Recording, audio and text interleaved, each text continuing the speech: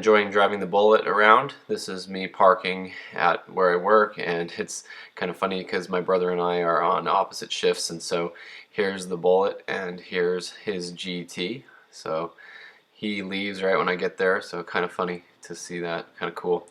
Daily driving's fun though. You take the car everywhere, you get to see it everywhere, grocery shopping, running errands.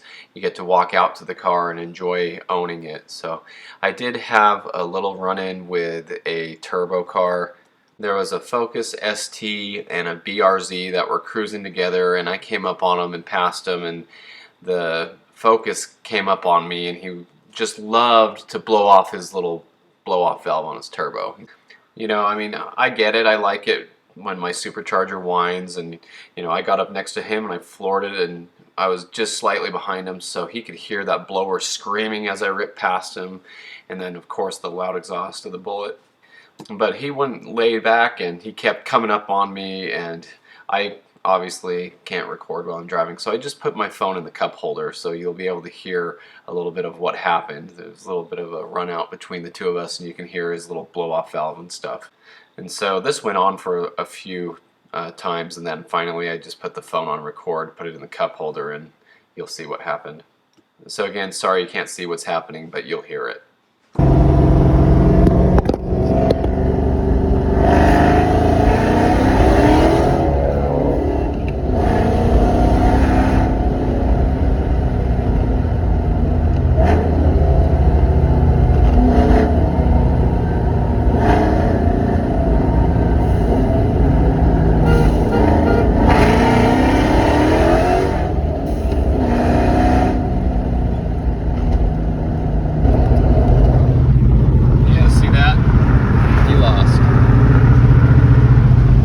So anyway, I needed to get one of these ATA circuits for the Bullitt because that boost gauge that I have doesn't work completely yet. It needs 3 different things to tap into with an ATA circuit for it to work.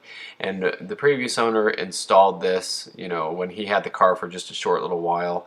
And so I got all my test light and everything out, and I needed to get a spot to add for the gauge. I got my owner's manual here, and for the gauge to work when you turn it on, see, there's nothing when you turn on the headlights, or even just turning the key, it doesn't do anything and it's really dark.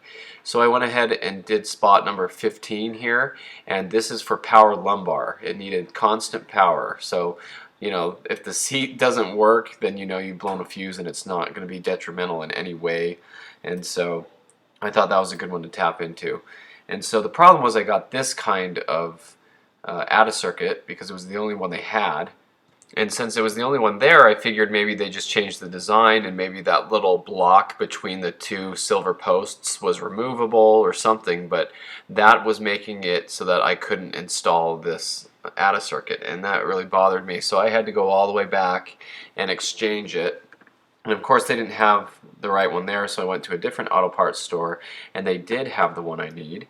So this is the one it should be. See how long those posts are? And this one even came with extra fuses. And my brother went with me. It was fun. We went on a nice drive. He took me in his Denali. We went on a parts run and got that. So for this gauge to work, I have 3 different ATA circuits, but it doesn't work with turning just the headlights on. You have to have power. So when you put the key in the ignition and turn it, whether it's cycled backward or forward, now we have lighting. So that's good because this was so dark I couldn't even read it. It did go glow red at night, but anyway, and it did change color, so I like that. So I'll get it to the color I like here, but here's a nice little night drive with it.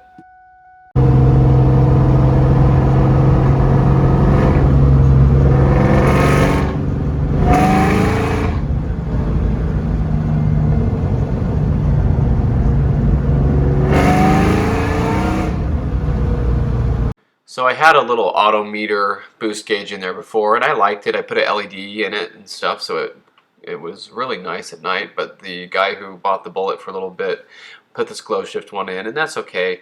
I did have some conversations with some friends, one of them being my friend with the Celine, who I did the story about, his Celine GT that he's rescued, and he has this gauge too, and you can tell that the gauge doesn't really sit at 0 exactly like it should, so it is a little bit off, which isn't that big of a deal, but his was way off.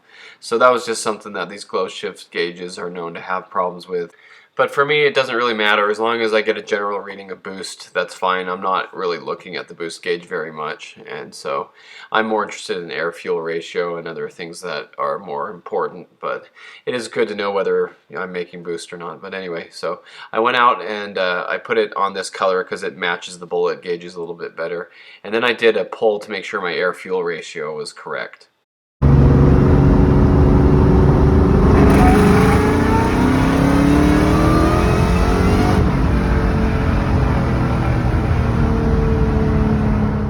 So here under the dash of the fuse box, just to go over this a little bit more, this gauge needed 3 different power sources, one for constant power, one for key on power, one for instrument cluster so that it can illuminate when you turn the headlights on, stuff like that. So the top one here on the left, that aqua blue color one, that's spot 5, and it's for instrument cluster and traction control switch.